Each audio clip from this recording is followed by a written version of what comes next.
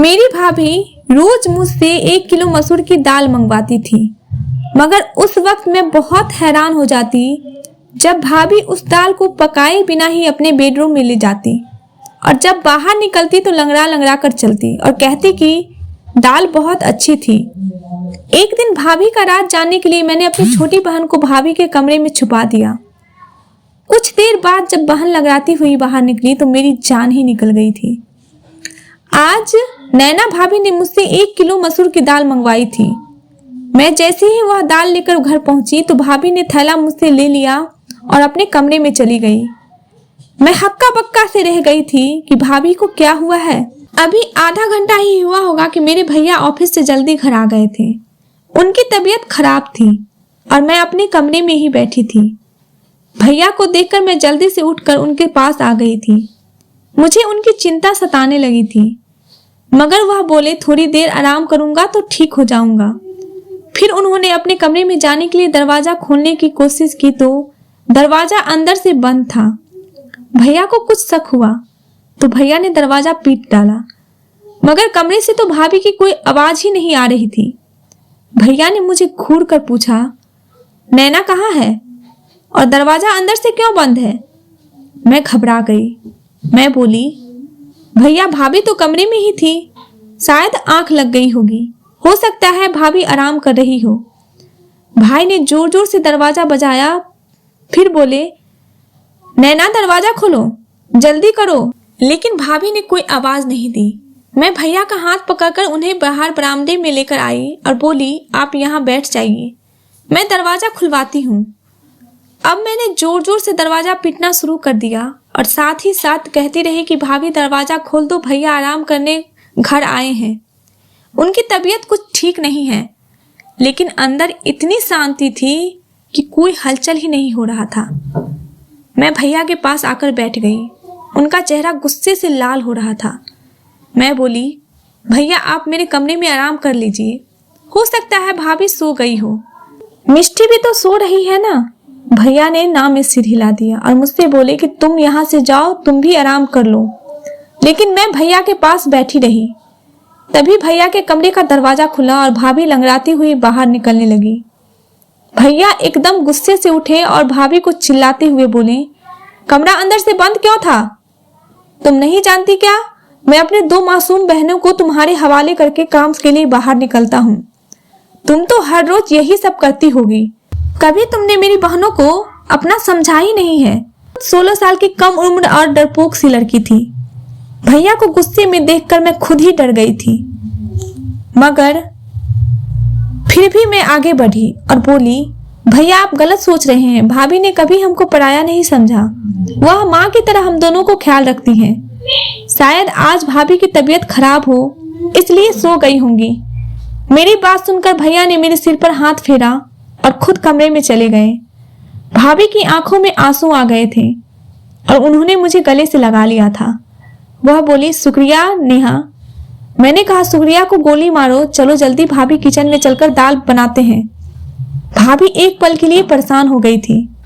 वह बोली, नेहा दाल तो मैंने खा ली है, तुम अपने कमरे में जाकर पढ़ाई करो। भाभी लंगड़ाते हुए किचन में चली गई थी। मैं हैरान होकर वहां खड़ी थी कि भाभी ने मुझसे झूठ क्यों बोला कि उन्होंने दाल को खा लिया है, क्योंकि मैंने अपनी आंखों से देखा था कि वह कच्ची दाल है अपने कमरे में लेकर गई थी। मैं अपने कमरे में आ गई और पढ़ते पढ़ते ना जाने मेरी आंख कब लग गई थी और सुबह को घबराते हुए अचानक मेरी आंख खुली। मेरे साथ साथ मिष्टी भी जाग गई थी और अब हम दोनों किचन में आकर भाभी की मदद करने लगे थे। आज भाभी भी मुझे बड़ी बेचैन सी खोई खोई सी लग रही थी। भैया भी किचन में आ चुके थे। अब भैया भी रिलैक्स लग रहे थे, भाभी से आराम से बातें कर रहे थे। मैंने यह सोचकर यह सब नजरअंदाज कर दिया था कि यह सब मेरा वहम होगा। सुबह मैं जल्दी उठकर कॉलेज के लिए तैयार हो गई और भैया के साथ ही चली गई थी। वह ऑफिस जाते हुए मुझे भी साथ लेकर जाया करते थे। मैं और मिष्टी एक ही कॉलेज में एक साथ पढ़ते थे। उसकी फर्स्ट ईयर के एग्जाम हो चुके थे, इसलिए उसकी छुट्टियां चल रही थी, जबकि मैं सेकेंड ईयर में थी और मेरे एग्जाम के लिए अभी 3 महीने बाकी थे। कॉलेज से घर आने के लिए मैं बस में सफर करती थी। मैं जैसे ही घर पहुंची तो मुझे लगा ही था जैसे भाभी मेरे इंतजार में ही बैठी होगी। वह मुझे देखकर फौरन ही कहने लगी कि नेहा जल्दी से यूनिफॉर्म बदल लो और मुझे 1 किलो दाल लाकर दे दो। फिर वह कमरे में पैसे लेने चली गई थी। भाभी की लंगड़ाहट खत्म हो चुकी थी। मैं जल्दी से मुंह हाथ धोकर भाभी के पास आ गई थी। मैं नैना भाभी से पैसे लेकर 1 किलो मसूर का दाल लेकर आई थी। आज मैंने भाभी को थैला पकड़ाते हुए कहा, भाभी आज प्लीज दाल चावल बना लीजिएगा। मेरी भाभी के चेहरे का रंग एक पल के लिए फीका पड़ गया था। फिर वह हाँ में सिर हिलाकर दाल अपने कमरे में ले चकर चली गई थी। मुझे एकदम से अजीब सा लगा था कि ऐसा कैसे हो सकता है कि कच्ची दाल अपने कमरे में कौन लेकर जाता है। फिर मैं यही सब सोचती हुई अपने कमरे में आ गई थी और पढ़ने लगी। शाम के वक्त भैया ऑफिस से आए तो मेरे और मिष्टी के लिए खाने पीने का सामान लेकर आए थे। भैया की आवाज सुनकर भाभी अपने कमरे से निकलकर आ गई और वह लंगड़ाकर चल रही थी। मैं हैरान रह गई थी कि पहले तो भाभी के पैर की लंगड़ाहट खत्म हो चुकी थी, अब दोबारा वह क्यों लंगड़ा रही है। मुझे भाभी पर शक हुआ, कहीं भैया को दिखाने के लिए नाटक तो नहीं करती। लेकिन जब मैंने भाभी के चेहरे की तरफ देखा तो साफ साफ पता चल रहा था कि वह बड़ी तकलीफ में है। मैंने अपनी सोच को फौरन बदला और भाभी के पास गई और उनसे पूछने लगी कि उनके पैर में क्या हुआ है, तो वह चुप बैठ गई थी। भैया को बड़ी भूख लगी थी, इसलिए भाभी फटाफट किचन में चली गई थी और मैं अक्सर किचन में भाभी को मदद करती थी। आज भी उनकी मदद के लिए किचन में चली गई। मैंने कहा, भाभी दाल चावल के बारे में सोच सोच कर बड़ी भूख लग रही है। भाभी ने मेरी तरफ बड़ी अजीब सी नजरों से देखा। फिर बोली, आज तो मैंने घर में आलू की सब्जी बनाई है, दाल तो कब खा गई थी, बहुत ही अच्छी दाल थी। यह सब सुनकर मैं हक्का बक्का रह गई थी। एकदम ही मेरा दिल भर आया और मैं यह सब कुछ छोड़ छाड़ कर अपने कमरे में आ गई थी। मैं अपनी सोचों में गुम थी, लेकिन मिष्टी को देखकर मैं एकदम से चौंक गई थी, क्योंकि वह अपनी पुरानी फर्स्ट ईयर की किताब खोलकर बैठी थी। मैंने उससे कहा कि जब पढ़ने के दिन थे तब तूने पढ़ाई से जान बचा ली थी, अब क्या फायदा इस पढ़ाई का।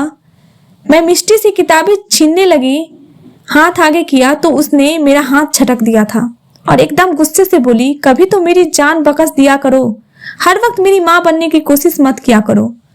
आप सिर्फ मुझसे 2 साल बड़ी हैं, 20 साल नहीं, जो मेरे हर मामले में टांग अड़ाती रहती हैं। मुझे मिष्टी से इस तरह के बर्ताव की बिल्कुल भी उम्मीद नहीं थी। मिष्टी ने तो कभी मेरे साथ ऐसी बात नहीं की थी। मैं उसे छोड़कर भैया के पास आकर बैठ गई। भैया मुझसे पढ़ाई के बारे में पूछने लगे, जबकि मेरा सारा ध्यान भाभी की टांग पर था और भैया के सामने आने का टाल रही थी और बहुत मुश्किल से कोशिश कर रही थी कि वह लंगड़ाकर ना चले। भैया ने मुझे जब यूं सोच में गुमसुम पाया तो परेशानी की वजह पूछने लगे। मैंने बिना कुछ सोचे ही भैया को बता दिया कि मिष्टी ने मेरे साथ कैसे बदतमीजी की है। भाई यह बात सुनकर हैरान हो गए थे। फिर उन्होंने मिष्टी को आवाज देकर बाहर बुलाया और बोली कि तुम हर वक्त कमरे में क्यों घुसी रहती हो, बाहर आकर हम सबके साथ क्यों नहीं बैठती। भैया के शब्द अभी मुंह में ही थे कि मिष्टी ने जोर जोर से रोना शुरू कर दिया था। वह बोली, पिताजी खुद तो इस दुनिया से चले गए, लेकिन मुझे दर दर की ठोकरें खाने के लिए छोड़ गए हैं। भैया कहता है कि कमरे में मत बैठा, भाभी कहती है कि घर के कामों में हाथ बटाओ, जबकि मेरी बहन तो मेरी दुश्मन ही बनी हुई है। भैया मिष्टी की हालत देखकर हैरान रह गए थे। फिर भैया उठे और मिष्टी को गले लगाकर प्यार करने लगे और बोले, मिष्टी तुम जानती हो कि मैं तुम्हें कभी भी अपनी बहन नहीं समझा, हमेशा बेटी ही समझा हूँ, फिर तुम इस तरह की बातें क्यों सोचने लगी हो। मिष्टी कुछ भी बोले बिना सिर्फ रोती चली जा रही थी। हम सब भी परेशान हो रहे थे। फिर अचानक ही उसने अपने आंसू पोंछ लिए और हमसे माफी मांगकर अपने कमरे में चली गई।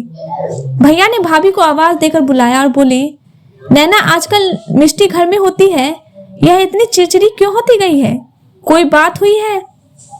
भाभी का चेहरा एकदम ही सफेद पड़ चुका था, वह बड़ी डरी हुई लग रही थी। वह बोली, अनिल मिष्टी हर वक्त अपने कमरे में बैठी रहती है, इसलिए मैंने 1-2 बार उससे बोला था कि घर के कामकाज में थोड़ी मेरी मदद कर दिया करो, इस तरह से तुम बोर भी नहीं होगी, शायद उसे मेरी बात बुरी लग गई होगी।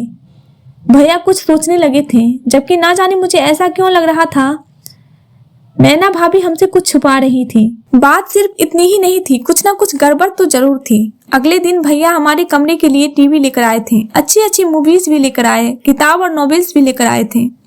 और भैया ने मिष्टी के हाथ में थमा दी थी और बोले आज के बाद तुम घर में बोर नहीं होगी। कैरम भाभी के हाथ में थमाकर बोले नैना तुम और नेहा कैरम खेल लिया करो। यह देखकर भाभी भी मुस्कुरा गई थी।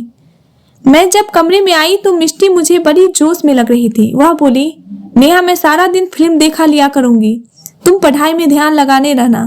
मेरा भी दिल ललचा गया था। भैया मिष्टी के लिए 2 बच्चों वाली फिल्म भी लेकर आए थे। मैं देर रात तक जाकर पढ़ाई करती थी। एक दिन मैं पढ़ाई कर रही थी तब मैंने भाभी को अपने कमरे से निकलते हुए देखा। वो तेज तेज कदमों से चलती हुई छत पर चली गई थी। ना जाने इतनी रात को छत पर क्या करने गई थी। मैं तो बड़ी परेशान हो गई थी। मैं पढ़ाई वगैरह सब भूलकर बाहर ही देखती रह गई थी। तकरीबन 1 घंटा छत पर बिताकर भाभी अपने कमरे में वापस चली आई थी। आखिर यह सब क्या हो रहा था? मैं इस फिक्र में घुलती जा रही थी जबकि मेरा दिल पढ़ाई में भी नहीं लग रहा था। मैं कॉलेज से जैसे ही वापस आई तो भाभी ने मुझे पैसे थमा दिए और फिर से मुझे 1 किलो मसूर का दाल लाने के लिए भेज दिया था। मैं कपड़े बदलने कमरे में गई तो यह देखकर दंग रह गई। मिष्टी फर्स्ट ईयर की किताबें पढ़ रही थी। मुझे देखकर वह इस तरह चौंक गई थी कि झट से वह किताब सहित कमरे से बाहर निकल गई थी। मैंने सोचा कि पहले भाभी की दाल ला देती हूँ, फिर मिष्टी को तो बाद में देखूंगी। मैं दाल ले आई तो भाभी ने मुझसे थैला ले लिया और कोई भी बात किए बिना अपने कमरे में चली गई और अंदर से दरवाजा बंद करके कुंडी लगा ली। मैंने सब कुछ नजरअंदाज किया और मिष्टी की खबर लेने के लिए कमरे में गई तो वह बोली नेहा तुम भाभी को यह रोज रोज दाल लाकर मत दिया करो। उसकी यह बात सुनकर मैं हैरान रह गई कि वह ऐसे क्यों कर रही है। तो मैंने इस बारे में उससे पूछा क्यों क्या हुआ है मिष्टी। जल्दी से उठकर मेरे पास आई और कान में ऐसी बात बोल दी कि मेरा सिर चकराने लगा। मैं मिष्टी की बात झुठला भी नहीं सकती थी क्योंकि वह सारा दिन घर में ही होती थी। उसे तो भाभी की हर काम की बराबर जानकारी होती थी। मैंने मिष्टी को कसम देकर मना कर दिया था कि वह फिलहाल इस बात को किसी से ना कहे। मैं खुद इस सारे मामले की तहकीकात करूंगी, फिर सच सामने आने के बाद ही कुछ फैसला करेंगे। मैं पढ़ने बैठ गई थी तो मिष्टी टेरेस पर चली गई। मैं पढ़ाई में मेरा दिल बिल्कुल भी नहीं लग रहा था। मैं मिष्टी और भाभी की वजह से बहुत परेशान थी। यह दोनों ही बड़ी अजीब अजीब सी हरकतें कर रही थी। मैं अपनी सोचों में गुम थी कि तभी भाभी कमरे से बाहर निकल आई और वह लंगड़ाती हुई चल रही थी। मुझे दाल में कुछ काला लग रहा था। मैंने कहा भाभी दाल कहाँ गई? भाभी बोली वह तो मैंने खा ली, बड़ी अच्छी थी। तो यह सुनकर मैं चुप हो गई और फिर भाभी लंगड़ा लंगड़ा कर चलती हुई घर के काम कर रही थी। तब अचानक मुड़कर बोली मिष्टी कहाँ है? मैंने बताया कि वह तो छतों पर गई हुई है। यह सुनकर भाभी के चेहरे का रंग अचानक ही उड़ गया था। वो लंगड़ाती हुई छत की तरफ जाने लगी थी। मैंने सर झटक दिया और अपनी किताब उठा ली। यह दोनों तो पागल हैं, मुझे भी पागल कर देंगे। लेकिन मेरा दिल पढ़ाई में नहीं लग रहा था। भाभी को छत पर गए हुए बहुत देर हो गए थे। मैं भी उन दोनों के पीछे ही छत पर चली गई। सीढ़ियों से चढ़ते हुए मैं भाभी की आवाज आसानी से सुन सकती थी। भाभी मिष्टी को बुरी तरह से डांट रही थी। मिष्टी रोने की आवाज भी आ रही थी। मेरा दिल अपनी बहन के लिए टूट सा गया था। मैं जैसे ही छत पर पहुंची तो भाभी मुझे देखकर डर गई थी। उन्होंने मिष्टी को गले से लगाया और प्यार से बोली कैरम नहीं खेलोगी अपनी भाभी के साथ? मिष्टी ने भी अपनी आंसू पोंछ दिए थे और जबरदस्ती मुस्कुराने की कोशिश कर रही थी। मैं उन दोनों को हैरत से देख रही थी। मैंने मिष्टी का हाथ पकड़ा और उसे खींचते हुए नीचे लेकर आ गई थी। उसे कमरे में लाकर मैंने पूछा भाभी तुम्हें क्यों डांट रही थी? मिष्टी घबरा गई और बोली नहीं तो भाभी मुझे क्यों डांटेगी, बल्कि वह तो मुझे बहुत प्यार करती है। मैं कुछ सोचकर चुप हो गई थी। मैंने कहा मिष्टी मुझे तुम्हारी मदद की जरूरत है। मैं भाभी का राज जानना चाहती हूँ कि उस दिन जो मुझे बताई थी वह सिर्फ तुम्हारा वहम थी, लेकिन मैं चाहती हूँ कि तुम मुझे असली सबूत ला कर दो। कल जब मैं भाभी को दाल ला कर दूंगी तो तुम उनके कमरे में छुप कर देखना कि वह दाल कैसे खाती हैं और फिर लंगड़ा कर क्यों चलने लगती हैं। मेरी बात सुनकर मिष्टी एकदम से मुस्कुरा गई थी। वह बोली नेहा मैं तुम्हारा साथ दूंगी। अगले दिन कॉलेज से वापस आते समय मैं अपने दिमाग में सारा प्लान फिट करके आई थी। घर पहुंची तो मैंने भाभी को मेरा इंतजार करते ही पाया था। वह बोली, नेहा जल्दी से दाल लाकर दे दो। मैं मुंह धोने के लिए कमरे में चली गई और मिष्टी को भी समझा दिया कि जैसे ही भाभी को आवाज देकर बुला लूंगी तुम उनके कमरे में जाकर छुप जाना।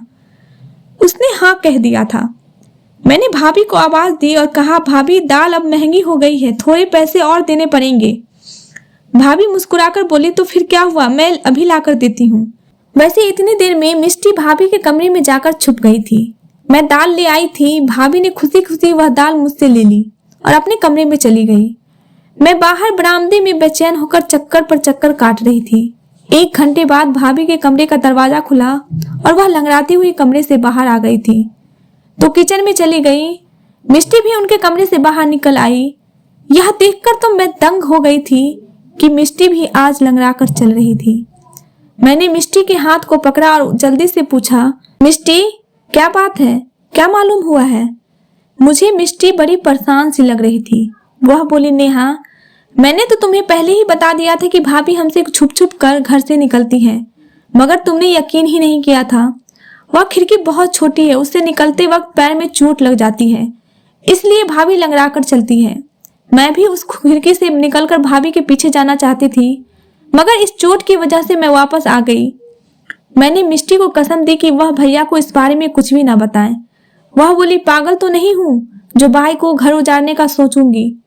मैं मिष्टी को एक किताब दे दी और बोली कि तुम इसको पढ़ लेना। मैं उसका छोटा सा दिमाग दूसरी तरफ घुमाना चाहती थी, जबकि मैं खुद इस दुविधा में फंस गई थी कि भाभी के बारे में भैया को बताऊं या फिर ना बताऊं। भाभी हमारे साथ तो बहुत अच्छे से रहती थी, मगर वह मेरे भैया के साथ बेवफाई कर रही थी। यही बातें सोचते सोचते मेरी आंख लग गई थी। न जाने मैं कितनी देर सोती रही। जब भैया के चीखने चिल्लाने की आवाज आई तब मैं घबराकर उठ बैठी। मेरी तो जान ही निकल गई थी। मैं भागती हुई गई तो बरामदे में मैंने भैया, भाभी और मिष्टी को देखा। मुझे लगा कि मिष्टी ने भाभी की हकीकत भैया को बता दी है, तभी तो वह उन पर गुस्सा कर रहे हैं। मुझे देखकर भैया गुस्से से बोली, नेहा मैं तो तुम्हें बहुत होशियार समझता था, मगर तुम भी इसको नहीं संभाल पाई। भैया का इशारा मिष्टी की तरफ था। मैं जल्दी से आगे बढ़ी और बोली, भैया हुआ क्या है? भाई की आंखों में आंसू आ गए थे। वह बोले, तुम मिष्टी से मुझे यह बता दो कि छत पर कौन था जो इससे मिलने आया था। मैं एकदम ही डर गई थी। मैंने जोर जोर से ना में सिर हिला दिया था। मैंने बोला, नहीं भैया, हमारी मिष्टी ऐसी नहीं है, जरूर आपको कोई गलत फहमी हुई होगी। भाभी भी आगे बढ़कर बोली, अनिल आप बिना सबूत इतना गुस्सा ना करें, बच्ची है वह सुधर जाएगी। भैया अब भी भाभी को घूर रहे थे। वह बोले, मैंने शादी के पहले ही दिन तुम्हें बताया था कि यह दोनों लड़कियां सिर्फ मेरी बहन नहीं है, बल्कि मैं इन्हें अपनी बेटियां भी समझता हूँ। तुम माँ बनकर इनकी परवरिश करना। इस तरह से पालन पोषण किया है तुमने इनका। मैंने मिष्टी का हाथ पकड़ा और उसे अपने कमरे में ले गई थी। मैंने मिष्टी से पूछा, तुम मुझे सब कुछ सच सच बता दो कि आखिर बात क्या हुई है। वह रोती हुई बोली, भाभी चाहती है कि हम दोनों बहनें उनके पति का घर छोड़कर चली जाएं, इसलिए वह यह सब करके हमारे भाई की नजरों में गिराना चाहती हैं। मिष्टी की बात तो मुझे अंदर तक हिला कर रख दी थी। मैं बोली, तुम फिक्र ना करो, हमारे लिए गड्ढा खोदने वाली खुद ही उसमें गिर जाएगी। अगले दिन मैं भैया के साथ कॉलेज जाने लगी तो भैया बड़े खामोश से थे। उनकी आंखों में गुस्सा दिख रहा था। मैंने भैया से कहा, आज आप ऑफिस से आधी छुट्टी लेकर मुझे कॉलेज से लेने के लिए आ जाइएगा। मैं एक हकीकत आपके सामने रखना चाहती हूँ। भैया कुछ कहे बिना ही चले गए थे, मगर यह उनकी मेहरबानी थी कि वह मुझे लेने के लिए आ गए थे। मैंने उनसे कहा कि वह घर से बाहर ही रहें जब तक मैं इशारा करके उन्हें ना बुलाऊं। तभी वह आए। मैं जैसे ही घर गई, भाभी ने दाल का ऑर्डर दे दिया। थोड़ी देर बाद जब मैं दाल लेकर बाहर निकली तो भैया आगे बढ़े और बोले, कहाँ जा रही हो? मैंने कहा, बस आप चुपचाप रहें, आज हकीकत आपके सामने आ जाएगी। मैं दाल लेकर चली गई घर तो भाभी ने मेरे हाथ से थैला ले लिया और कमरे में चली गई थी। मुझे इसी वक्त का इंतजार था। मैं जल्दी से घर से बाहर आई और भैया को अपने साथ घर लेकर गई। मैंने कहा, भैया आप अपने कमरे का दरवाजा खोलिए। भैया के पास एक कतार था जिसके जरिए से उन्होंने दरवाजा खोल दिया था। जब हम अंदर दाखिल हुए तो भाभी अंदर नहीं थी। उनके कमरे की खुफिया खिड़की खुली हुई थी। भाई ने उस खिड़की से बाहर देखा तो उन्हें भाभी नजर आई। वह तेज तेज चलती हुई कहीं जा रही थी। भैया भी उस खिड़की से कूद गए थे, जबकि मैं और मिष्टी भी बड़ी मुश्किल से उस खिड़की से उतर पाए थे। हम तीनों भाभी का पीछा करते हुए दूर एक सुनसान सी जगह पर पहुंच गए थे। एक बाबा का घर था जहां लोग ताबीज बनवाने के लिए आ जाया करते थे। तेज तेज चलते हुए अचानक जब भाभी ने पीछे मुड़कर देखा तो हम तीनों को देखकर उनके चेहरे का रंग फीका पड़ चुका था। भैया आगे बढ़े और भाभी का हाथ पकड़कर उन्हें घर ले आए थे। भैया के तेवर बड़े खतरनाक हो चुके थे। वह भाभी से बोले, नैना आज मैंने अपनी आंखों से सब कुछ देख लिया है, तो झूठ बोलने का कोई मतलब नहीं है, मुझे सच सच बता दो। तब भाभी बोली, अनिल भगवान जानता है मैंने आपकी इन दोनों बहनों को अपनी बेटियों की तरह ही समझा है, मगर इनकी वजह से आप मुझ पर शक करते हैं कि मैं इनका ख्याल नहीं रखती। इनकी वजह से आप मुझे 2 शब्द भी सुना देते हैं। तब मुझे यह वहम हो गया था शायद आप मुझसे प्यार नहीं करते। ऐसा भी लगता था कि जैसे आप किसी और से मोहब्बत करते हैं और मुझे तलाक दे देंगे।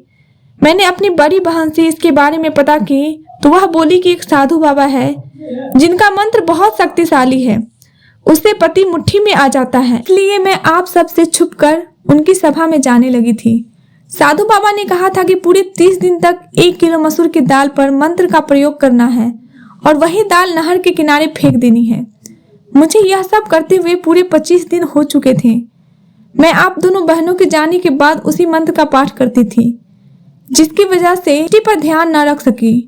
मुझसे चूक हो गई। मिष्टी इलाके के आवारा लड़के निशु से मोहब्बत कर बैठी और इनके दरमियान चिट्ठी और हद का सिलसिला शुरू हो चुका था।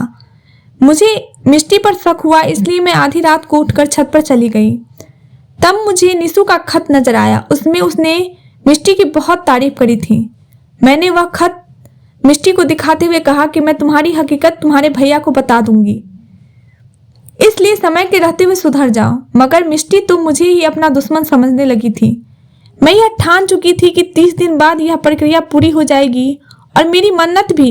इसके बाद मैं मिष्टी से एक सख्ती से पेश आऊंगी, मगर यह वक्त पूरा होने से पहले ही आप मेरा राज जान चुके हैं। मैं आपसे माफी चाहती हूँ कि मैं मिष्टी का ख्याल नहीं रख पाई। मिष्टी की तरफ देखा और वह शर्म के मारे सिर झुकाकर खड़ी थी। भैया ने आगे बढ़कर मिष्टी के सिर पर हाथ रख दिया और बोले, बेटा अगर निशु अच्छा लड़का होता तो मैं आपकी शादी तुम्हारे साथ कर देता, मगर वह बहुत बुरा इंसान है। इलाके की हर लड़की पर उसकी नजर है। मिष्टी रोने लगी और बोली, भैया घर में सूनापन और अकेलापन था, इसकी वजह से मैं इस गलत राह पर भटक बैठी थी, वरना मुझे निशु में कोई दिलचस्पी नहीं है। भैया मुस्कुरा दिए थे। उनके सिर से भारी बोझ उतर गया था। फिर उन्होंने हम दोनों को कमरे में भेज दिया था। यकीनन अब भाभी की खबर लेने वाले थे।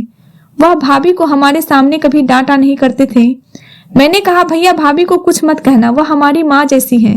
भाभी रोते हुए हम दोनों बहनों को गले से लगा ली और एक बार फिर हमारे घर में प्यार और खुशनुमा माहौल बन चुका था। दोस्तों, उम्मीद करती हूँ आपको हमारी कहानी पसंद आई होगी। कहानी पसंद आई है तो वीडियो को लाइक करें, चैनल पर नए हैं तो चैनल को सब्सक्राइब करें और हाँ, नोटिफिकेशन बेल को जरूर दबाएं ताकि अगली अपडेट सबसे पहले आपको मिले। धन्यवाद दोस्तों।